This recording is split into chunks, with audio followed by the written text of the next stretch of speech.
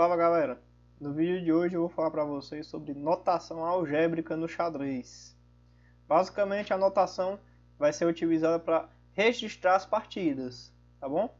Tanto em livros quanto as nossas próprias partidas quando a gente estiver jogando um campeonato pensado, né? Um campeonato com muito tempo, o jogador ele tem que registrar a partida na súmula. É aquele papelzinho, né? Que tem o registro realmente da partida.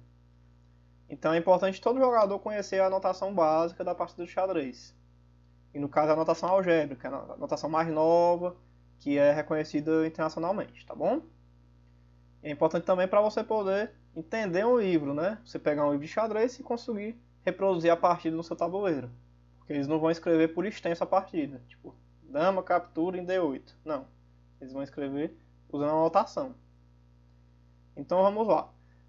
Para começar, quando eu quero mostrar a movimentação de uma peça, eu basicamente vou escrever a letra inicial da peça em maiúscula e a casa para onde ele vai em minúscula. Então, por exemplo, se eu jogar se eu jogar bispo C4, eu só escrevo B maiúsculo C4 para dizer que é o bispo. Perceba que a notação ela vai com a língua do país de origem. Então, por exemplo, aqui no Brasil, eu coloco D, F3, para representar que a dama vai para F3. Mas nos Estados Unidos, não é dama, né? É Queen. Então seria um Q, tá bom? Só para você ter noção se você estiver vendo literatura estrangeira. Então, por exemplo, bispo C4, BC4. Cavalo F3, C, F3. A única exceção vai ser para o peão, que o peão ele vai ser representado pela ausência de letra. Então, se eu quiser jogar peão em F4, eu simplesmente coloco F4. Não escrevo letra nenhuma. Bom, não é para botar um P maiúsculo. Simplesmente escreve a casa para onde o peão está indo. Quando eu quero representar capturas, por exemplo,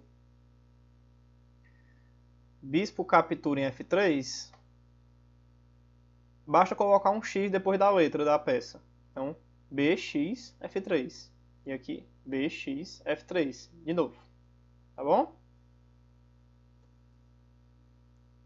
Se eu quiser representar roque, o roque curto, no caso, vai ser com bola, traço, bola. Tá bom? E o roque longo, ele vai ser representado por bola, traço, bola, traço, bola. Tá bom? Vê que tem uma bola a mais para dizer que é o roque longo. E o roque curto é bola, traço, bola. É o mais diferentão, assim. Tá bom? Mas, Matheus, e se eu tiver duas peças que podem se mover para o mesmo local? Por exemplo, esses dois cavalos ambos podem ir para B6. Se eu escrever só CB6, que cavalo para B6, eu não vou estar discriminando qual é a peça que vai. Nesses casos, você vai colocar a coluna onde a peça está indo. Quer dizer, a coluna da peça que a peça estava, né? Então, por exemplo, se o cavalo que está em A vai para B6, você bota C, A, B6. C maiúsculo, A minúsculo, B6. Quer dizer que é o cavalo de A que vai para B6. Ou então, C maiúsculo, C, B6. Para dizer que é o cavalo de C que vai para B6. Você sempre vai dar preferência para escrever a coluna onde a peça está. Tá bom? Se por acaso eles estiverem na mesma coluna, como esses dois cavalos aqui, você vai escrever o número da fileira. Então, por exemplo, C7 a 6, para dizer que é o cavalo de 7 que vai para 6. Ou então C5 a 6, para dizer que é o cavalo de 5 que vai para 6. Tá bom? Bem tranquilo. Aqui só para mostrar de novo com as torres, nesse caso. Torre de D vai para E7, no caso aqui dando cheque. Ou então, torre de F indo para E7, dando cheque. Perceba que quando você dá cheque, também tem uma anotação. Você coloca um maisinho, um sinal de adição para indicar que é cheque a jogada, tá bom? Aqui, por exemplo, torre de 5 vai para H4. Ou então torre de 1, T1, H4. Perceba que se eu quiser dar esse cheque aqui, basta botar TH8 mais, né? TH8 cheque. Porque só essa torre que consegue ir para H8. Essa torre não consegue. Então não precisa discriminar qual é a torre que vai.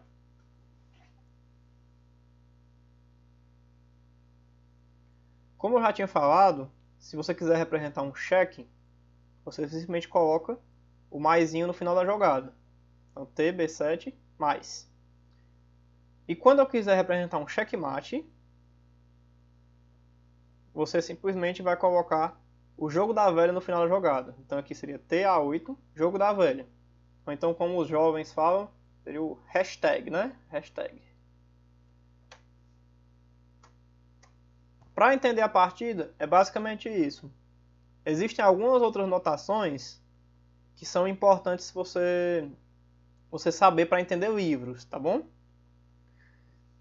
A primeira que eu quero mostrar para vocês é a exclamação e a interrogação. A exclamação indica que a jogada é boa, é uma boa jogada. Por isso que vocês vão ver muitas vezes no vídeo posterior eu falando assim, por exemplo, torre B7 exclama, que quer dizer o quê? Que é uma boa jogada da posição. E quando eu coloco uma interrogação, sei lá, uma interrogação quer dizer que a jogada não é boa, é um erro, tá bom? Se eu colocar duas interrogações, quer dizer que é um erro gravíssimo, por exemplo. Do mesmo jeito que duas exclamações seria uma jogada brilhante, certo? Tem algumas outras anotações que são utilizadas em livros, mas no geral o próprio livro ele já explica a anotação no começo. Então, se você estiver vendo um livro de xadrez, é bom olhar a parte de anotações, em caso você tenha alguma dúvida com a anotação do livro, tá bom? Para anotar as partidas, basta essas que eu falei, tá bom? Então, basicamente é isso, galera. Agora você já pode se divertir com o livro de xadrez, entendendo quase tudo, né? Valeu aí!